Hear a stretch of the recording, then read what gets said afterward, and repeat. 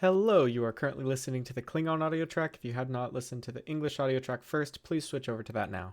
Thank you. We are now on episode 4, and I realized that for the previous 3 episodes, a lot of the discussions had leaned on the heavier side, with me talking about things like time and death and, just generally heavier topics.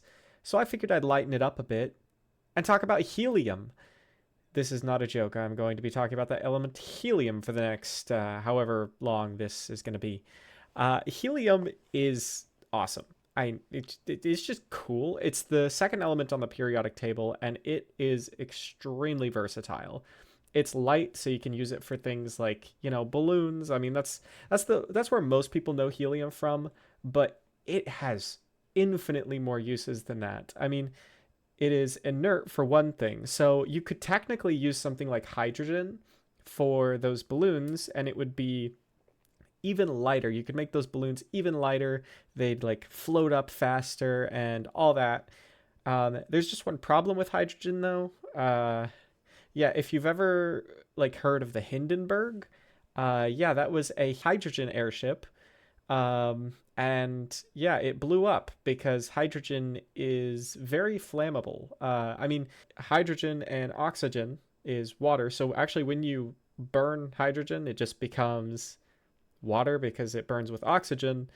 But this isn't a video about hydrogen. Hydrogen is pretty cool on its own, but helium is really cool. Helium is extremely inert. Like, it's very hard to get helium to do like anything. I mean, for hydrogen, you have like hydrogen bonds with a ton of stuff. You look at a ton of different elements, and they just love to bond with things. Helium, though, it bonds with basically nothing. Like, it's just there. It's just helium, you know? Helium is just helium. And interestingly, that's actually one of the reasons why there isn't that much helium on Earth. So, one of the problems with helium is that it is very abundant in the universe itself. I mean, it's the second element on the periodic table, but you can't really get a lot of helium because it doesn't bond with that much, like at all.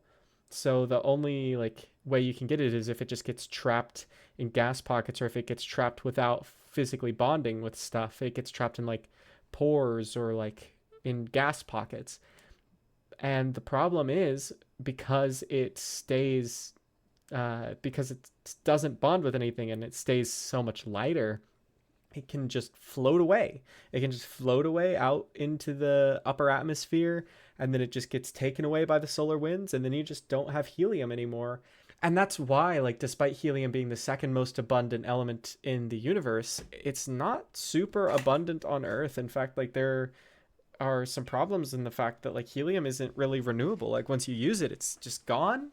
It it's a problem, and it's super duper a problem because helium is extremely useful. It has a ton of uses in science in particular. For example, you can use it to control an atmosphere because it's so inert. You can just take everything out. If you had something like hydrogen in there, hydrogen reacts with a bunch of different stuff. If you have oxygen, oxygen just loves reacting.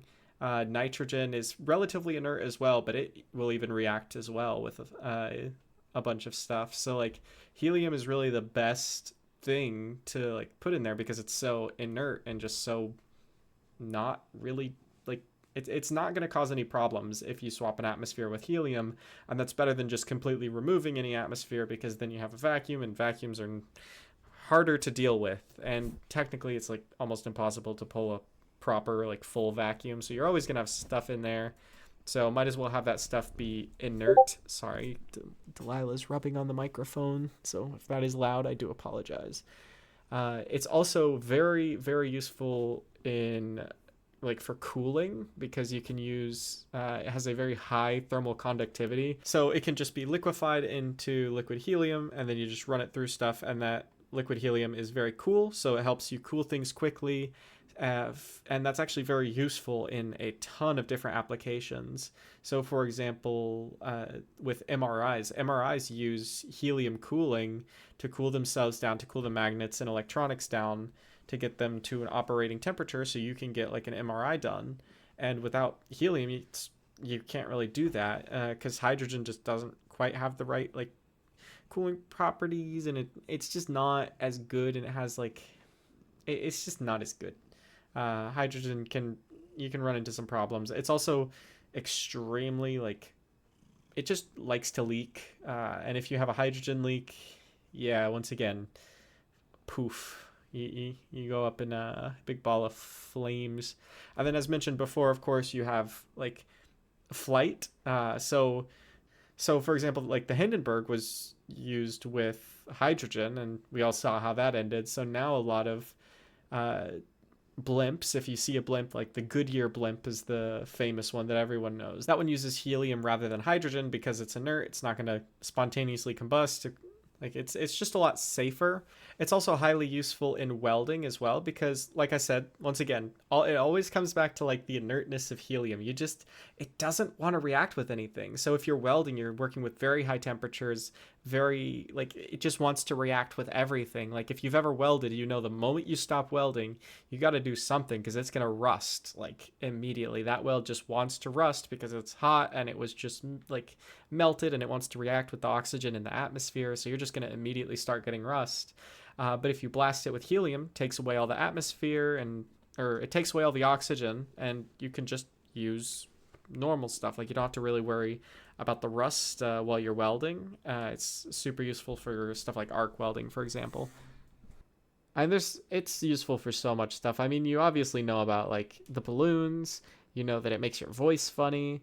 Uh, it's also used on telescopes. Oh, superconductors as well use helium. There is just so much stuff, and it can be used like just in everything. Helium is cool. Helium is very cool. It's got a ton of great properties that make it awesome, and it's just an underrated element. And I do think it's interesting that like an element that is so useful and like it's so abundant in the universe, it's just kind of hard to find here on Earth, and it's in relatively low supply. Like there have been helium shortages in the past, and if we run into helium shortages now, like all those things I mentioned that helium can be used for, they're going to have to find something else, or they're just going to have to find ways to like get more helium that it's or they just won't be able to work anymore. So like it's important to just acknowledge helium sometimes because it's cool. We like helium. Helium is fun. Well, I hope that was a lighter topic for the day. Yeah, hope you have a good rest of your day. It's the end of the video. I know I've still got a bit of time left, but yeah, just bye bye. Oh, and episode 5 will be releasing March 13th at 5 p.m. Also, yes, that is Friday the 13th.